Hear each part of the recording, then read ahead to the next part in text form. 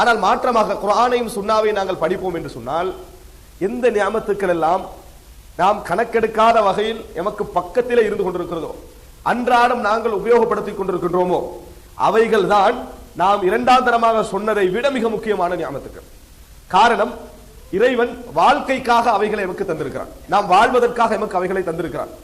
இறைவன் வாழ்க்கையை பொறுப்படுத்திருப்பதனால், ரிசுக்கை பொறுப்படுத்திருப்பதனால் அது கை கட்டிய தூரத்திலே இறைவன் என்ன செய்கிறான், அதை வைத்திருக்கிறான். அதனால் எங்களுக்கு அது பெருமதியாக விளங்குவது கிடையாது.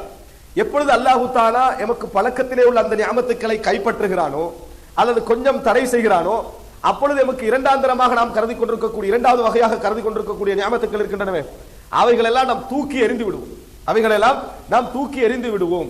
அன்புள்ள சகோதரர்களே, எம்மை சூழ இருக்கக்கூடிய ஆக்சிஜன், நாம் சுவாசிக்கக்கூடிய அந்த காற்று, அதை ஒரு பெருமதியான விஷயமாக நாம் கருதுகிறோமா? கருதுவதில்லை. காரணம், இறைவன் நாம் வாழ வேண்டும் என்பதற்காக மிக இலகுவாக எங்களை சூழ என்ன செய்கிறான், அவைகளை வைத்திருக்கிறான். நாங்கள் வாழ வேண்டும், நாங்கள் மூச்செடுக்க வேண்டும், அப்பொழுதுதான் ஒரு மனிதன் என்ன செய்வான், இந்த உலகத்திலே வாழ முடியும் என்கின்ற இயல்புக்காக இறைவன் என்ன செய்கிறான், அதை இயல்பாக வைத்திருக்கிறான்.